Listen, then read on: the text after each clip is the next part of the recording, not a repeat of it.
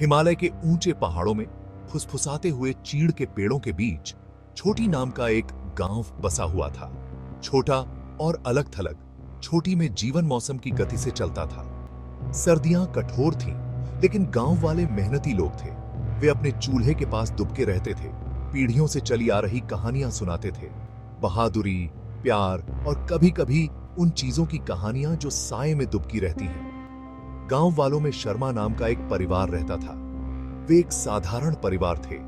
पिता एक लकड़हारा, मां एक बुनकर और उनकी बेटी नेहा। 10 साल की चमकदार आंखों वाली नेहा को अपनी दादी मां की कहानियां सुनने से ज्यादा अच्छा कुछ नहीं लगता था। बात करने वाले जानवरों, शरारती आत्माओं और मुग्ध वस्तुओं की कहानियां। एक दिन एक घुमंतू व्यापारी छोटी आया। वह अपने साथ दूर देशों से ट्रिंकेट्स और ट्रेजर्स लाया था। नेहा, हमेशा उत्सुक रहने वाली, अपनी मां को व्यापारी के सामान देखने के लिए मना लिया। वहां चमकीले रंग के कपड़े, चमकदार आभूषण और एक कोने में गुड़ियों का संग्रह था। नेहा की नजर एक ऐसी गुड़िया पर पड़ी जो दूसरी किसी गुड़िया से अलग थी। यह चीनी मिट्टी के बर्तनों से बनी थी, जिसमें बड़ी बड़ी चुभती हुई नीली आंखें थीं और फीके लाल रंग की पोशाक थी। अजीब तरह से गुड़िया नेहा को अपनी ओर खींचती हुई प्रतीत हो रही थी। उसकी निगाहें अटूट थीं। उसकी रीढ़ की हड्डी में सिहरन दौड़ने के बावजूद नेहा ने अपनी मां से इसे खरीदने के लिए विनती की। व्यापारी का चेहरा एक झिझकी हुई मुस्कान में बदल गया। उसने गुड़िया को फीके रेशम के एक टुकड़े में सावधानी से लपेटा। उसकी उंगलियां गुड़िया की चीनी मिट्टी के बर्तनों की त्वचा पर टिकी हुई थीं। नेहा की मां ने उसकी बेचैनी को देखते हुए झिझकते हुए कहा, लेकिन नेहा की विनती भरी आंखों और आ रही सर्दी इंडोर मनोरंजन का समय ने उसे प्रभावित किया। उस रात अपने बिस्तर में लेटी हुई नेहा अपनी आंखें गुड़िया से नहीं हटा पाई। उसकी नीली आंखें अंधेरे में चमकती हुई प्रतीत हो रही थीं और उसकी उपस्थिति ने छोटे से कमरे को एक अजीब सी शांति से भर दिया। नेहा ने गुड़िया का नाम परी रखा, जिसका अर्थ हिंदी में परी होता है। फिर भी परी के बारे में कुछ परेशान करने वाला था। उसकी अटूट निगाहों के बारे में कुछ ऐसा था जो नेहा को असहज करता था। दिन हफ्तों में बदल गए और परी के साथ नेहा का शुरुआती आकर्षण कम होने लगा। उसने घर के आसपास अजीब और गरीब चीजें होती देखी। दिन के सन्नाटे में फुसफुसाहट उसका पीछा करती हुई प्रतीत होती थी। वस्तुएं ऐसे स्थान बदलती थीं जैसे किसी अदृश्य हाथों द्वारा निर्देशित की जा रही हों। नेहा के माता-पिता ने उसकी चिंताओं को खारिज कर दिया, जिसका श्रेय एक अतिस्क्रिय कल्पना को दिया। एक रात नेहा ठंडी हवा के झोंके से जाग गई। उसने अपनी आंखें खोली तो देखा कि परी अब उसके बेड साइड टेबल पर नहीं है। दहशत उसके अंदर दौड़ गई, क्योंकि उसने अपने कमरे के कोने से एक धीमी गुनगुनाहट सुनी। वहां फीकी चांदनी में नहाई हुई परी बैठी थी। उसका सिर झुका हुआ था।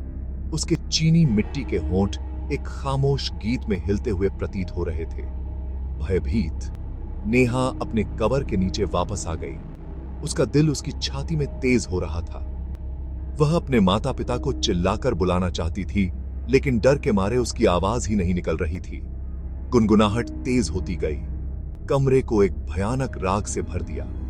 ऐसा महसूस हो रहा था जैसे दीवारें खुद फुसफुसा रही हों। उनकी आवाजें साए का एक समूह हो। अगली सुबह नेहा की आंख खुली तो उसने परी को उसके बेडसाइड टेबल पर वापस पाया, जैसे कुछ हुआ ही ना हो।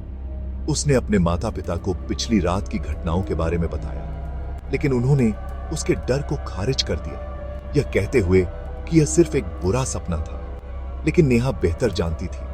उसने हवा में ठंडक महसूस की थी, रात में फुसफुसाहट सुनी थी।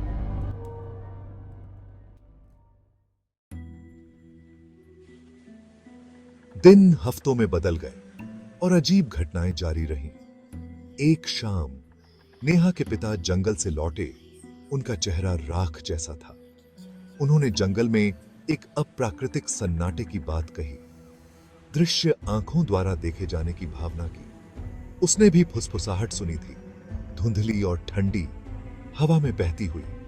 नेहा की मां ने सामान्य स्थिति बनाए रखने की कोशिश की, लेकिन उसके हाव भाव से डर झलक रहा था।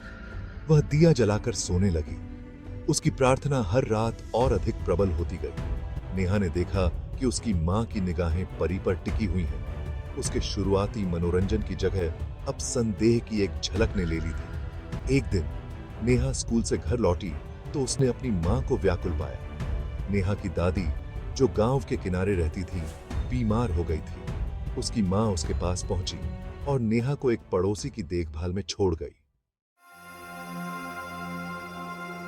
उस रात घर में अकेली नेहा ने एक उपस्थिति महसूस की। हवा भारी हो गई और परछाई टिमटिमाती हुई दिए की रोशनी में नाचने लगी। एक ठंडी सिहरन उसके ऊपर छा गई, क्योंकि उसने एक बार फिर नरम गुनगुनाहट सुनी। यह उसके कमरे से आ रहा था। धीरे धीरे नेहा अपने कमरे के पास पहुंची।